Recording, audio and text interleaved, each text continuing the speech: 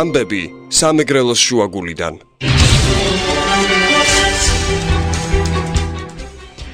რამ განაპირობა თხილზე ფასისკელება ოთარ დანელიას არგუმენტები და გეგმები. აფხაზეთში აბორტის ამკრძალავი კანონი მიიღეს. ახალ ამბებს რადიო ეთინეთის ეთერში მე თია შონია გაგაცნობთ გამარჯობა.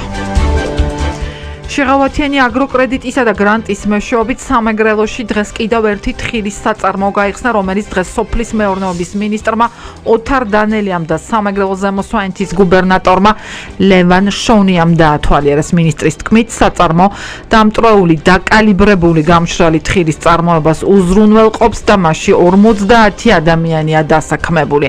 ნათინვესტში სულ $430,000 ინვესტიცია ჩაიდო, საიდანაც 132,000 არის გრანტი, 215,000 შეღავათიანი აგროკრედიტი საწარმოწლიურად 300 ტონა მზაპროდუქციის წარმოებას გეგმავს, რომელიც ევროკავშირის ქვეყნებშიც გავა. ქვეყანაში ქართული თხილის ფასების კლებაზე სოფლის მეურნეობის მინისტრმა ოთარ დანელიამ ზუგდიდში ყოფნისას განმარტებები გააკეთა. მისი თქმით, ვითარება სხვადასხვა ფაქტორმა შექმნა, მათ შორის სავაჭრო ბირჟებზე ფასის კლების ტენდენციამ და გასული წლის მოსავლის დაბალმა ხარისხმა.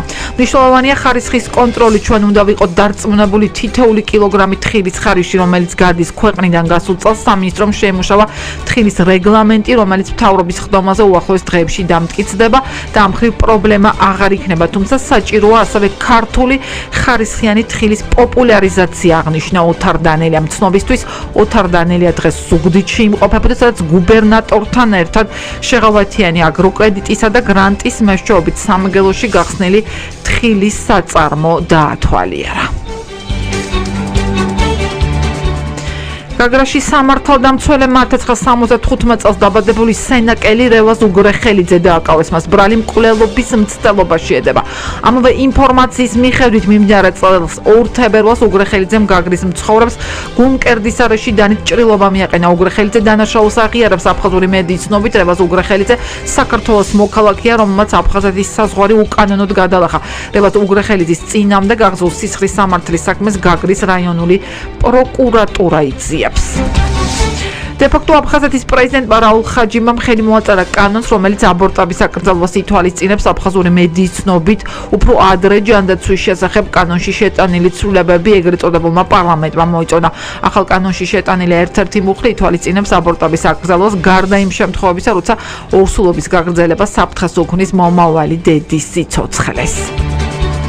საჯარო რეესტრის მხრიდან ლევან გაჩეჩილაძის რეგისტრაციის პროცესი 3 დღით არის შეჩერებული. ადვოკატი განმარტავს, რომ რეგისტრაციის პროცესი 3 დღით გადაიდო, რათა ბაია გადაბაძემ რეესტრს წარუდგინოს სასამართლოს განჩინება.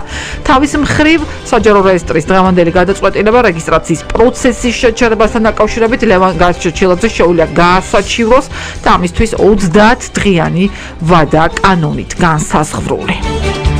საქართველოს პრეზიდენტმა გიორგი მარგველაშვილმა ევროპარლამენტის დელეგაცია მიიღო. პრეზიდენტის ადმინისტრაციის ცნობით, დელეგაციას ევროპის კონსერვატორების და რეფორმატორების ალიანსის პრეზიდენტი ხელმძღვანელობდა. მხარეებმა განიხილეს ევროინტეგრაციის პროცესის საუბარი შეეხო ვიზა ლიბერალიზაციას და დროულად დასრულებას ევროპარლამენტარებთან შეხვედრისას ქვეყნის შიდა პოლიტიკურ ვითარებზე და დემოკრატიულად ჩატარების საპარლამენტო არჩევნების აუცილებლობაზეც გამახვილდა ყურადღება.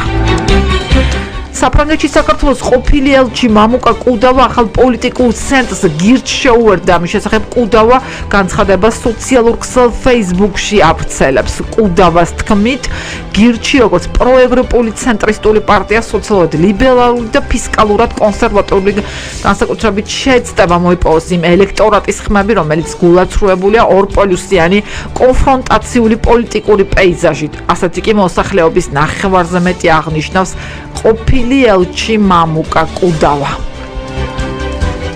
მოსკოვში ოპოზიციური პარტია პარნასის ლიდერს მიხეილ კასიანოვს დაესხნენ თავს. პარტია პარნასის წევრები ცნობით თავდასხმელებით ჩეჩნურად საუბრობდნენ.